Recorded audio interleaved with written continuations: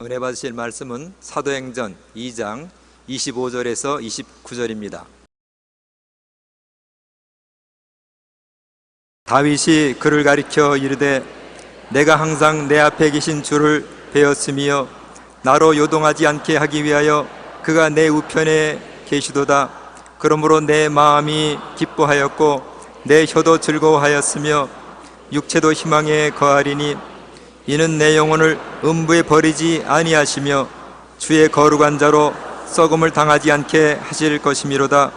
주께서 생명의 길을 내게 보이셨으니 주 앞에서 내게 기쁨이 충만하게 하시리로다 하였으므로 형제들아, 내가 조상 다윗에 대하여 담대히 말할 수 있노니 다윗이 죽어 장사되어 그 묘가 오늘까지 우리 중에 있도다. 아멘.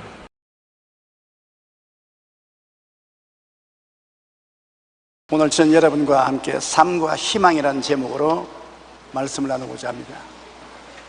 어느 날 저희 사무실에 60대 후반에서 70대 초반으로 보이는 할머니 한 분이 굉장히 초라한 옷을 입고 초췌한 모습으로 신앙상담을 왔습니다.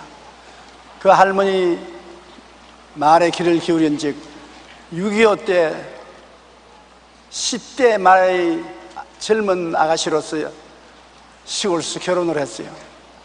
결혼하고 난 다음에 얼마 있지 않아야 6.25 전쟁이 터져서 남편은 일선에 나갔는데 그만 죽고 말았습니다.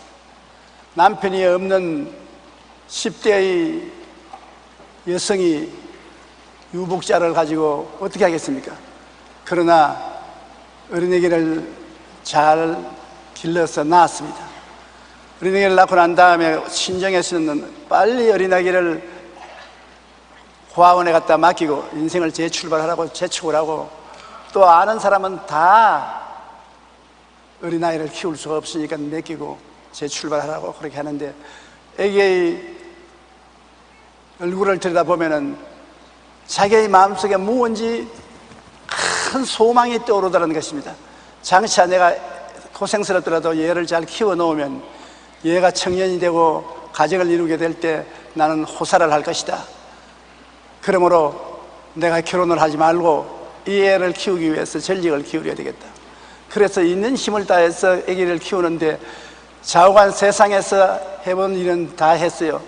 쓰레기 뒤지기도 다 하고 행사님 노릇도 하고 시골에 가서 논의 일도 돕고 뭐 안 해본 일이 없습니다.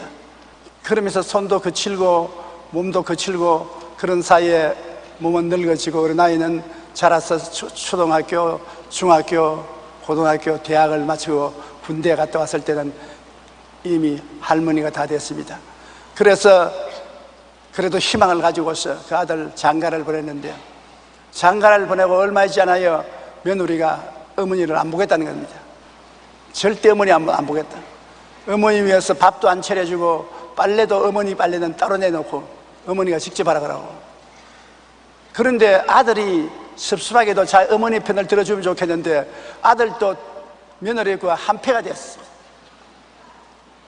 자기가 내 앞에 눈물을 툭툭 흘리면서 내가 한평생을 그 자식 하나 키워놓으면 희망이 있을 거라 해서 그렇게 고통스럽고 괴로워도 희망이 나를 지금까지 살려주었습니다.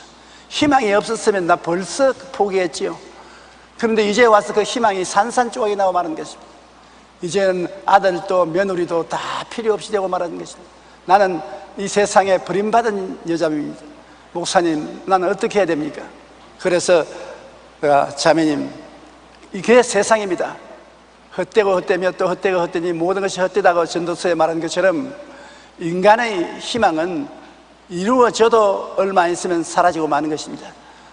모든 것의 희망을 이 세상에 두면은 이 세상과 그 물질은 다 사라지고 마는 것입니다. 예수님을 믿으세요. 예수님은 영원한 희망의 근원이 되시고 천국으로 인도해 주실 터이니 예수님을 믿으십시오. 그날 눈물을 흘리고 예수님을 모시고 교회 열심히 나오는데 집에 갈 수가 없어서 교회에서 늘 자고 뭐 일주일에 몇 끼 먹는지 모르겠어요. 그러면서 늘 있더니만 나중에 안 보입니다. 그래 알아보니까 길거리에서 쓰러져서 병원으로 싣고 가는데 세상을 떴다는 겁니다. 사람이 희망을 잃어버릴 때 그 모습의 초췌함은 말로 다 할 수 없습니다. 젊은 10대 후의 여성으로서 어린 아기를 가졌을 때 희망이 그 아기를 키운 것입니다. 키워놓으면 무슨 호황할 것이 있을 것이다, 좋은 일이 있을 것이다. 그래서 그 어려운 고통을 참고 애를 키울 수 있었는데, 희망을 잃어버리고 난 그는 완전히 살았으나 죽은 사람같이 보였었습니다. 이 세상에는 60억이 넘는 인류가 살고 있습니다. 이들은 서로 인종이 다르고 모양새도 다르고 문화와 습관이 각기 다릅니다. 그러나 하나님이 보실 때에는 오직 두 부류의 사람밖에는 없습니다. 가슴에 절망의 무덤을 안고 살아가는 사람과 그 절망을 극복하고 가슴 속에 찬란한 희망을 갖고 살아가는 사람입니다. 하나님께서는 태초에 사람을 만들었을 때 절망적인 사람 만들지 않았습니다. 인간은 희망으로서 충만하게 하나님이 지으셨습니다. 오늘날 사람들이 절망하는 것은 인간이 하나님께 불순종하고 죄를 짓고 타락해서 버림을 받았기 때문인 것입니다. 태양을 떠난 식물들이 다 누렇게 떠서 죽지 않습니까? 하나님의 사랑에서 떠난 마음에 희망이 있을 수가 없는 것입니다.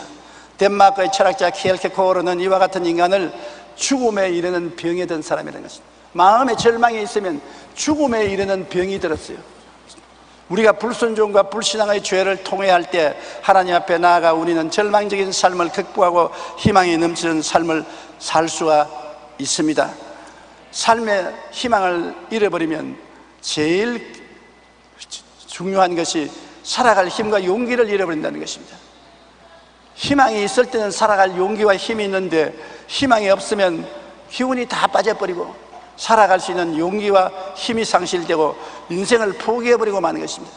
희망을 잃어버리는 사람 치고 인생을 포기 안 하는 사람 못 봤습니다.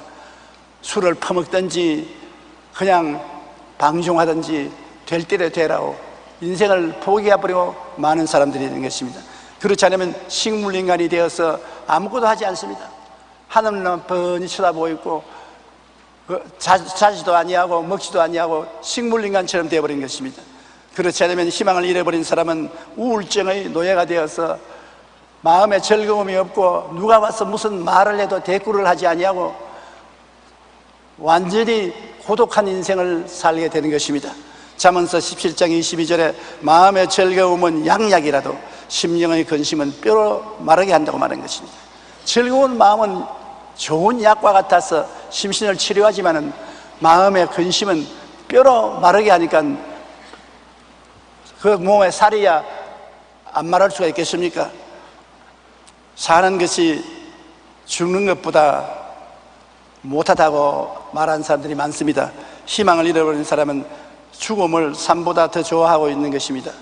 미국의 소설가 해밍웨이는 노벨 문학상 풀리처상을 받았던 20세기의 대표적인 작가였습니다.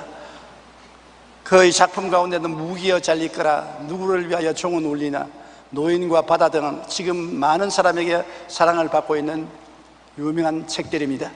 그는 기독교 가정에서 태어났으며 그 아버지는 의사로서 평생 선교사가 될 꿈을 꾸고 있었던 것입니다. 어머니는 신앙심이 아주 깊었습니다. 그러나 해밍웨이는 성장하며 믿음의 길을 저버리고 아버지 어머니를 떠나서 그는 불신앙의 길로 들어가서 방탕하면서 살다가 결국에는 자살하고 말한 것입니다. 그는 삶의 큰 성공에도 불구하고 항상 불안과 우울증에 시달렸고 정신병원에서 치료를 받았으나 결국 엽총으로 머리를 쏘아서 자살을 했습니다. 그는 생의 마지막 무렵에 이렇게 고백했습니다. 나는 전지약이 다 떨어지고도 코드를 꽂으려 해도 꽂을 전원이 없어서 불이 들어오지 않는 라디오의 진공관처럼 외로움과 공허함 속에 살고 있다. 나는 필라멘트가 끊어진 텅 빈 전구처럼 공허하다. 왜? 하나님을 버렸으니까. 세상에 지위도 있고 명예도 있고 상도 받고 사람들에게 박수 갈채를 받았어도 그것은 다 바깥에서 일어나는 일이고 그 마음속은 필라멘트가 끊어진 전구처럼 너무나 텅 비고 외롭다는 것입니다. 세상 부귀와 영화 공명과 쾌락을 다 가지고 있어도 삶의 희망을 잃어버리면 그 마음은 공허하게 짝이 없습니다. 삶의 희망을 잃어버리면 살아갈 힘과 용기를 상실하고 인생을 포기하게 되는 것입니다. 그러나 우리가 삶의 희망을 가지면 무엇이 달라집니까? 어떠한 어려운 환경에 대해도 삶의 용기를 잃지 않습니다. 어떠한 고통과 괴로움과 핍박이 와도 그걸 걸머쥐고 나갑니다. 왜? 희망이 있으니까 얼마 안 가면 이것을 극복할 수 있다고 생각하기 때문인 것입니다. 그러므로 적극적으로 고난을 이겨낼 수 있는 것입니다. 아무리 고난스러워도 희망이 있으면 이겨냅니다. 로마서 5장 3절로 4절에 우리가 환난 중에도 즐거워하나니 이는 환난은 인내를, 인내는 연단을, 연단은 소망을 이루는 줄 알미로다. 소망이 있으면 환난 중에도 즐거워하는 것입니다. 그리고 희망이 있으면 창조적인 인간이 되는 것입니다. 무엇 없는 것을 있게 만들어 놓고 희한한 일을 다 할 수 있는 것입니다. 삶의 기쁨과 행복이 넘쳐납니다. 어려운 환경 속에서도 삶의 기쁨과 행복이 넘쳐나는 것입니다. 사도행전 2장 25절로 28절 다윗이 그를 가리켜 이르되 내가 항상 내 앞에 계신 주를 배웠으며 나로 요동치 않게 위하여 그가 내 우편에 계시도다. 그러므로 내 마음이 기뻐하였고 내 혀도 즐거워하였으니 육체도 희망에 거하리니 이는 내 영혼을 음부에 버리지 아니하시며 주의 거룩한자로 썩음을 당하지 않게 하실 것이미로다. 주께서 생명의 길을 내게 보이셨으니 주 앞에서 내게 기쁨이 충만하게 하시리로다. 희망이 있으니까 살아도 기쁨이 충만하고 죽어도 기쁨이 충만하다. 2차 세계대전이 일어났을 때 영국 런던이 첫 폭격을 받았습니다. 다음 런던의 모든 언론계 기자들이 한 자리에 모였을 때 한 기자가 이런 제안을 했습니다. 지금은 우리가 정부를 비판할 때가 아닙니다. 지금은 전시이고 국민에게 희망을 주어야 할 때인 것입니다. 우리 언론은 이제부터 희망을 말하고 희망의 기사만 써줍시다. 언론을 통해 우리의 현실을 절망적인 상황이 아니라 우리가 승리할 수 있다는 낙관적인 희망을 국민들에게 심어주십시다. 그 자리에 모여있던 신문기자들은 그 저널리스트의 말에 모두 합의하여 모든 기사와 논조를 지금까지만 다르게 희망이 넘치는 기사와 논조를 썼습니다. 신문들은 전쟁에 대한 긍정적인 메시지를 실었고 군대에 출정하는 젊은이들의 늠름한 모습을 보도했습니다.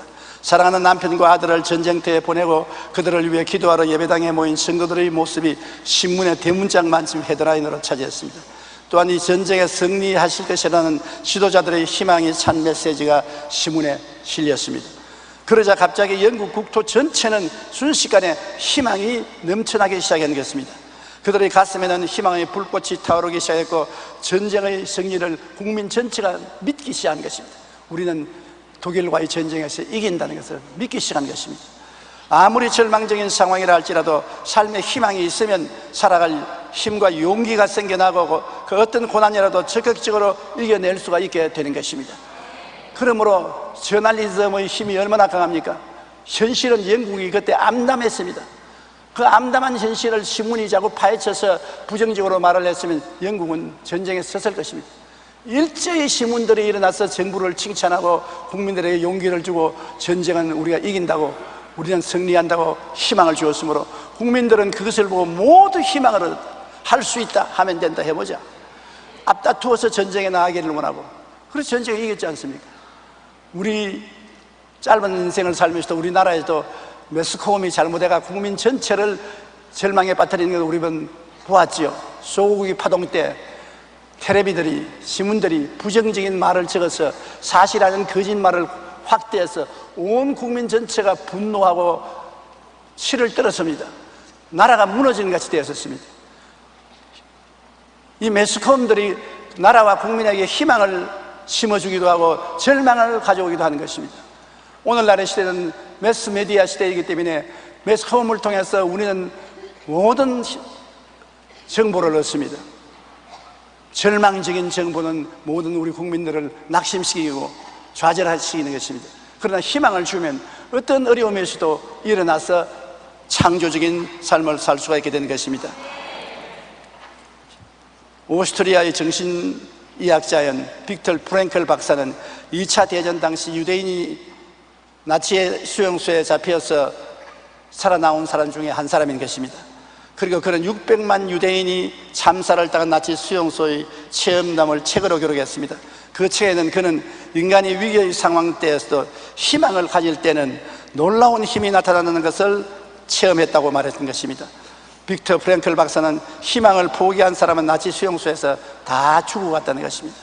그러나 끝까지 희망을 잃지 않고 다른 사람들에게 소망을 주던 사람은 모진매를 맞고 고문을 당하고 불이익을 당해도 끝까지 살아남았다는 것입니다. 여러분, 우리가 끝까지 희망을 잃지 않는다면 우리의 미래는 현재의 고통과 상관없이 우리는 삶의 기쁨과 행복을 건설할 수 있습니다. 현재가 아무리 눈물 어린 고통이 다가온다 하더라도 행복을 건설할 수 있는 것은 희망이 있기 때문인 것입니다. 희망은 초인적인 꿈을 마음속에 가질 수 있게 하고 인내를 가질 수 있게 하고 능력을 갖다 주는 것입니다. 그러므로 희망보다 더 중요한 것이 없습니다. 우리 예수 그리스도 믿는 사람들에게는 어떠한 처지에도 희망을 갖고 살아갈 수 있습니다. 왜냐하면 예수 그리스도를 통해서 우리는 하나님의 사랑을 받고 있다고 확신할 수 있기 때문인 것입니다. 내가 사랑받고 있으면 희망이 생깁니다. 미움을 받고 있으면 희망을 잃어버리지 않습니까? 우리는 예수님을 통하여 하나님의 사랑을 받고 있습니다. 여러분, 한 사람 한 사람이 지금 하나님의 큰 사랑을 받고 있는 것입니다. 하나님이 세상을 이처럼 사랑하사 독생자를 주었으니 이는 그를 믿는 자마다 멸망하지 않고 영생을 얻게 하려 하심이라. 여기 여러분, 믿는 자마다니까 누구든지 예수를 구주로 믿고 신하면 하나님의 자녀가 되고 사랑을 받게 되는 것입니다. 여러분은 모두 다 천국 백성이요 영생을 가진 하나님의 자녀들인 것입니다. 로마서 5장 8절에 우리가 아직 죄인 되었을 때 그리스도께서 우리를 위하여 죽으심으로 하나님께서 우리에게 대한 자기의 사랑을 확증하셨다. 사랑할 것이냐 안 할 것이냐 질문할 거 없습니다. 예수 그리스도께서 우리 죄인 되었을 때 죄인을 위해서 십자가에 대신 죽어주신 것을 보면은 하나님이 지금 우리를 사랑한다는 확증을 얻을 수 있다. 한번 따라 말씀하십시오. 나는 지금 하나님께 사랑받고 있습니다. 프랑스의 철학자인 파스칼은 모든 인간의 마음속에는 하나님께서 만들어 놓은 공백이 있다고 말하는 것입니다. 그리고 이것은 다른 어떤 것으로도 채워질 수가 없고 오직 인간을 창조하신 하나님에 의해서만 채워질 수 있다고 말했었습니다. 하나님 없이 지위나 명예나 권세나 돈이나 쾌락을 누려도 마음의 텅 빈 공간은 채워지지가 않습니다. 인간은 하나님을 마음속에 모셔야 채워지도록 그렇게 만들어져 있습니다. 육체만 인간이 아닙니다. 인간은 영혼을 가지고 있는 것입니다. 영혼의 세계는 하나님의 세계인 것입니다. 하나님이 그 속에 들어와 앉아야 마음의 안정이 오고 만족이 있습니다. 하나님 없이 세상 것을 아무리 가지고 있어도 만족하지 않습니다. 어거스틴은 하나님은 당신 자신을 위해 우리를 만드셨습니다. 그러기에 우리의 마음은 하나님 안에서 안식을 찾을 때까지 평안을 누리지 못합니다. 하나님을 위해서 우리가 만들어졌으니까 우리가 하나님께 떠나고 하나님이 우리를 잃어버리면 우리 마음속에 평안이 있을 택이 없는 것입니다. 안식은 사라지는 것입니다. 세상 사람들은 이 세상의 지위나 명예나 돈이나 쾌락을 가지고 행복을 얻으려고 하는 것입니다. 잠시 동안 행복이 있는 것 같습니다. 그러나 그것은 속이는 것입니다. 결코 이것을 추구해도 만족함을 줄 수 없는 우리 마음속에 텅 빈 웅덩이가 있습니다. 사람이 다 자기를 위해서 행복과 성공이라는 웅덩이를 팠습니다. 또 파고 있습니다. 그러나 그 웅덩이에 사랑과 행복을 채워놓을 수 없습니다. 왜냐하면 알고 보니 그 웅덩이는 터진 웅덩이입니다. 우리 가슴 속에 있는 하나님 없는 웅덩이는 다 터진 웅덩이인 것입니다.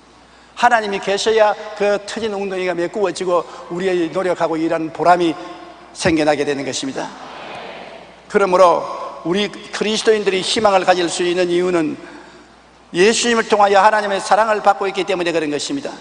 예수님의 십자가를 통하여 오중복음, 삼중축복, 이 얼마나 놀랍습니까? 하나님이 그리스도를 통해서 몸짓고 피 흘려 값주고 사서 주신 은총과 축복이 우리를 향해서 주렁주렁 열매 맺고 있으니 우리가 마음속에 행복하지 아니할 수 없는 것입니다. 예수님의 십자가를 우리가 쳐다보면 우리가 절망할 수가 없어요.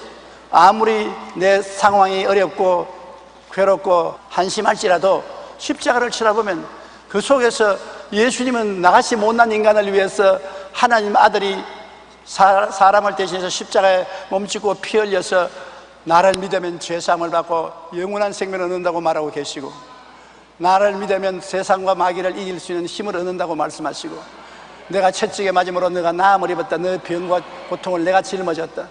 내가 너의 저주를 담당했으므로 너는 고통과 괴로움에서 나를 통하여 면할 수가 있다. 내가 너를 위해서 죽었다가 부활함으로 너를 영생시켜서 천국에 데려갈 수 있다. 내 영혼이 잘됨 같이 범사에 잘됨에 내가 강건하게 할 내가 강구한다.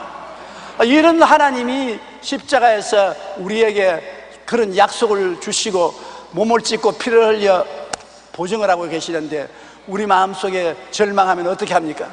아무리 절망을 하려고 해도 십자가를 바라보기만 하면 절망할 수가 없어요. 저도 50년 동안 목회하면서 절망할 때가 많았습니다.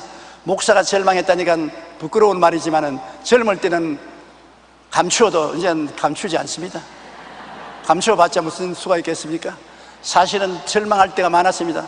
목사이면서도 자살하고 싶은 때가 있었습니다. 답답할 때가 많았습니다. 그러나 언제나 그럴 때마다 엎드려서 십자가에서 나를 위하여 몸짓고 피 흘려 죽으신 예수님을 바라볼 때 절망은 사라져버리고 마는 것입니다. 언제나 그리스도의 피값으로 희망이 마음속에 솟아났습니다. 예수님이 날 위하여 죽었다가 부활하셨으니 내가 절망할 수가 있겠는가? 말도 안 되는 소리 아니냐? 그리스도를 보면 오중복음과 삼중 축복이 내 마음을 부여잡고 나를 다시 일으켜 주는 것입니다. 시편 103편 3절로 5절에 그가 내 모든 죄악을 사하시며 내 모든 병을 고치시며 내 생명을 파멸해서 속량하시고 인자와 긍휼로 관을 씌우시며 좋은 것으로 내 소원을 만족케 하사 내 청춘을 독수리같이 새롭게 하시는도다. 이 얼마나 좋으신 하나님이신 것입니까? 여러분, 이런 좋은 하나님이 계시는데 우리가 왜 절망해야 되는 것입니까? 그리고 우리 예수 믿는 사람에게는 성령이 와서 위로해 주고 있는 것입니다. 성령은 바람과 같아서 눈에 안 보이지요. 우리 눈에 안 보이는 숨을 쉬고 공기가 우리 속에 들어와 있고 우리 곁에 있는 것처럼 예수님이 보내신 성령님은 우리 눈에 안 보여도 우리 속에 와 계시고 우리와 함께 계신 것입니다. 고린도후서 1장 4절로 5절에 우리의 모든 환난 중에서 우리를 위로하사 우리로 하여금 하나님께 받는 위로로서 모든 환난 중에 있는 자들을 능히 위로하게 하시는도다. 그리스도의 고난이 우리에게 넘친 것 같이 우리가 받는 위로도 그리스도로 말미암아 넘치는도다. 고난이 있으면 위로가 따라온다는 것입니다. 고난이 있으면 성령이 우리 속에서 우리에게 위로를 해주심으로 이겨낼 수 있다는 것입니다. 여러분이 고통을 당할 때 친한 친구가 와서 여러 말로 위로해주면 굉장한 도움을 받는 것입니다. 그처럼 하나님의 성령께서는 위로의 영으로서 우리와 같이 계신 것입니다. 로마서 15장 13절에 소망하여 하나님의 모든 기쁨과 평강을 믿음 안에서 너희에게 충만하게 하사 성령의 능력으로 소망에 넘치게 하시기를 원하노라. 성령은 오셔서 우리에게 위로하여 소망이 넘치게 만들어주는 것입니다. 우리의 삶에 아무리 큰 환난과 풍파가 불어와도 가슴 속에 성령님의 위로가 넘치면 그 환난을 거뜬히 이길 수가 있습니다. 위로라는 말은 헬라어로 파라클레시스인데 칼레오라는 동사에서 나왔습니다. 파라칼레오란 격려한다, 도와준다, 위로한다는 말인 것입니다. 또한 우리는 성령님을 보혜사 성령이라고 하는데 여기서 보혜사란 말은 파라클레토스로 곁에서 돕기 위해 부름을 받은 자라고 하는 말인 것입니다. 우리 곁에 와서 위로해주고 격려해주고 도와주는 영으로서 함께 계신다는 것입니다. 그러므로 정 어려울 때 여러분 성령님의 품 안에 여러분 자신을 던지고 성령님 나를 도와주십시오. 나는 성령님을 인정하고 환영하고 모시드리고 의지합니다. 나는 몰라요. 나는 못해요. 성령님이 날 붙들어 주셔야 해요.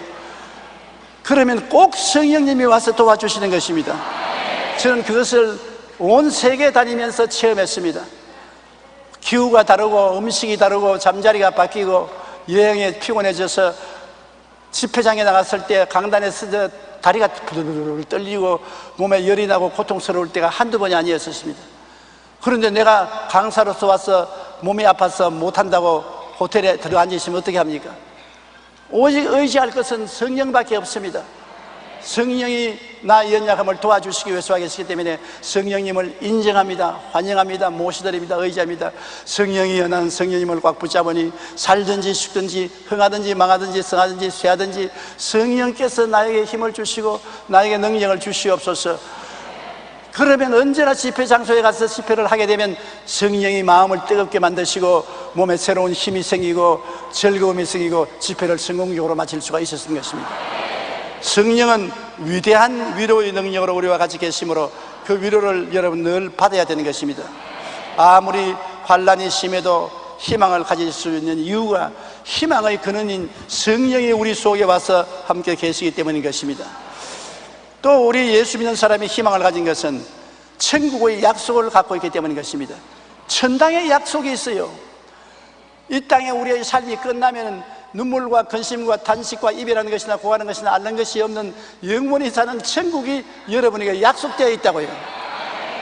그러면 우리가 이 땅에 사는 것은 잠시 잠깐이요, 영원히 살 천국이 우리에게 확실하게 약속되어 있는 것입니다. 예수님이 천국에서 오셔서 우리 위하여 십자가에서 몸짓고 피 흘려 죽으심으로 구속을 확정하시고 우리 눈앞에 보는 데서 천국으로 올라가셨습니다.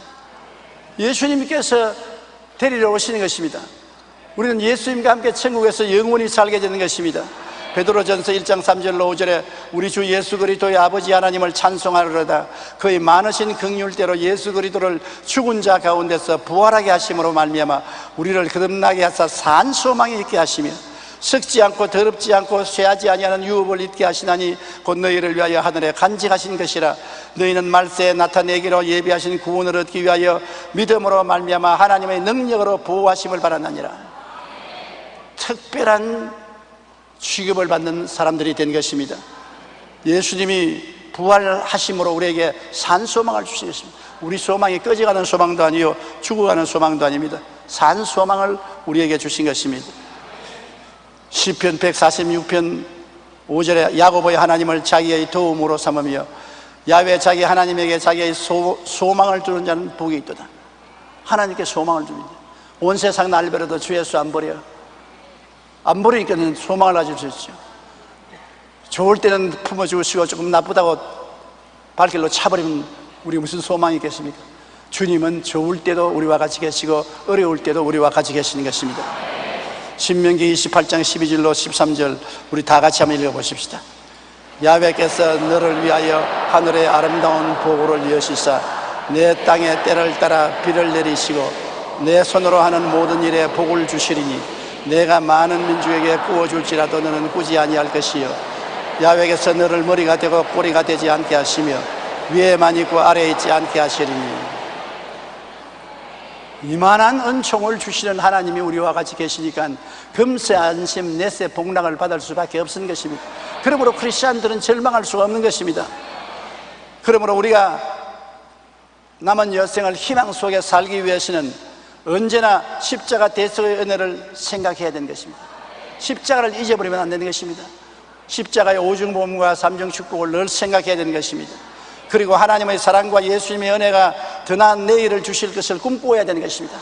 하나님의 사랑, 예수님의 은혜, 성령님의 역사가 내일은 오늘보다 다음 달은 금번달보다 명예는 금년보다 좋게 만들어 주신다. 그러한 밝은 꿈을 마음속에 늘 가지고 있어야 되는 것입니다. 그리고 하나님의 말씀은 변함이 없으니까 하나님 말씀대로 꽉 믿어야 됩니다. 어려운 일이 생기더라도 하나님을 사랑하는 자, 그 뜻대로 부르심을 입은 자들에게는 모든 것이 합동하여 선을 이루나니라. 말씀이 꼭 우리에게는 하늘의 별들과 같은 것입니다. 아브라함이 하늘의 별들을 헤아린 것처럼 우리는 말씀을 통해서 하나님의 은혜를 늘 헤아리고 그 말씀을 꽉 믿어야 되는 것입니다. 그리고 늘 희망차고 긍정적인 말을 하십시오. 부정적인 말이나 절망적인 말을 하면 나도 희망을 잃어버리고 남도 희망을 잃어버리게 만드는 것입니다. 로마서 8장 28절에 우리가 알거니와 하나님을 사랑하는 자 곧 그 뜻대로 부르심을 입은 자들에게는 모든 것이 합력하여 선을 이루느니라.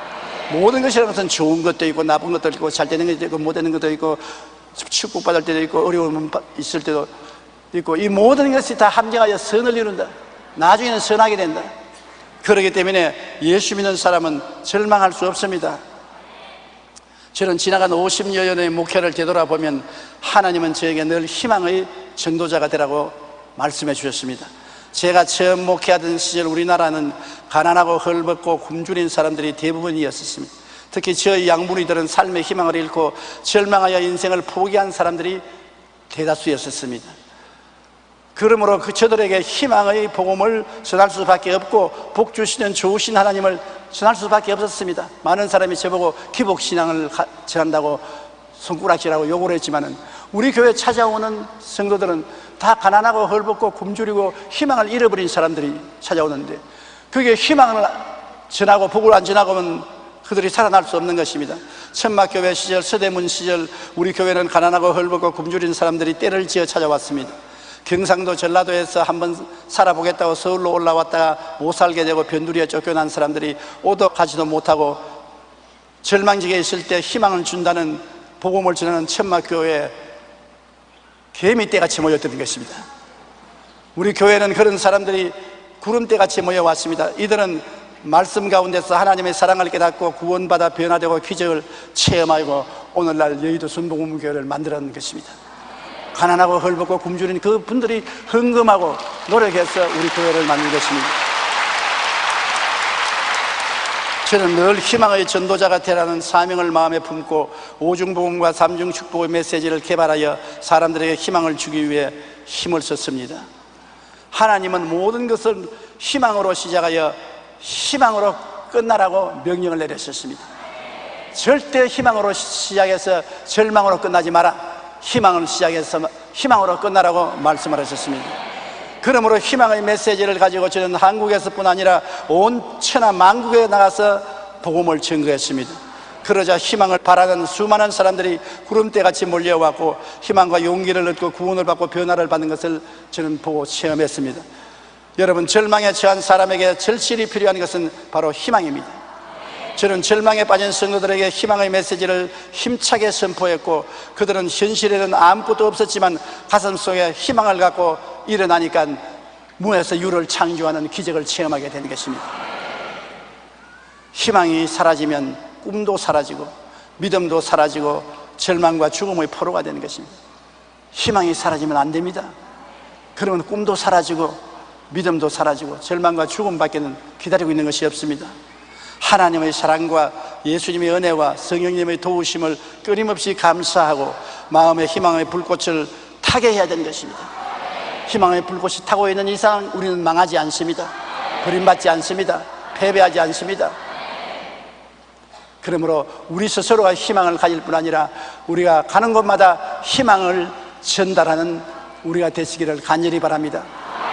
우리는 하나님이 아버지가 되시고 예수님이 나의 구주가 되시고 성령님이 나의 보혜사가 되셔서 삼위일체 하나님이 나를 감싸고 있으므로 하나님을 바라보고 희망을 안 가질 수가 없는 것입니다.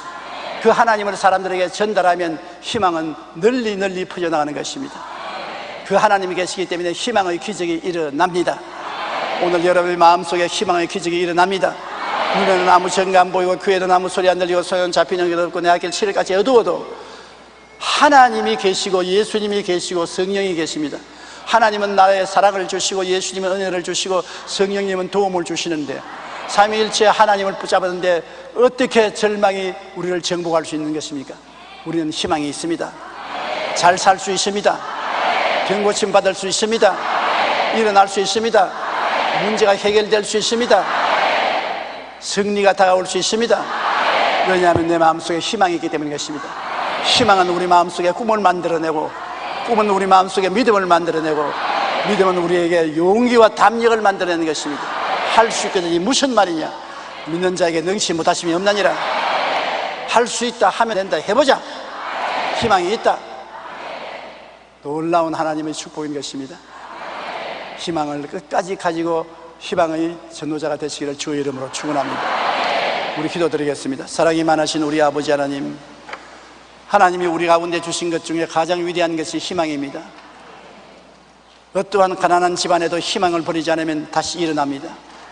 어떠한 가난한 나라도 희망을 국민들이 갖고 일하면 부자 나라가 됩니다. 어떠한 절망적인 상황에 처한 사람이라도 희망을 가지면 그것을 극복하고 놀라운 기적을 창조할 수 있습니다. 희망이 사라지면 꿈도 사라지고 믿음도 사라지고 절망과 죽음의 포로가 될 수밖에 없습니다. 하나님이여, 그 큰 사랑과 예수님이여, 그 큰 은혜와 성령님이여, 능력 있는 도움으로 끊임없이 우리에게 희망의 불꽃을 타게 하여 주시옵소서. 희망을 가진 사람마다 기적을 체험하게 도와주시옵소서. 예수님 이름으로 기도드립니다. 아멘.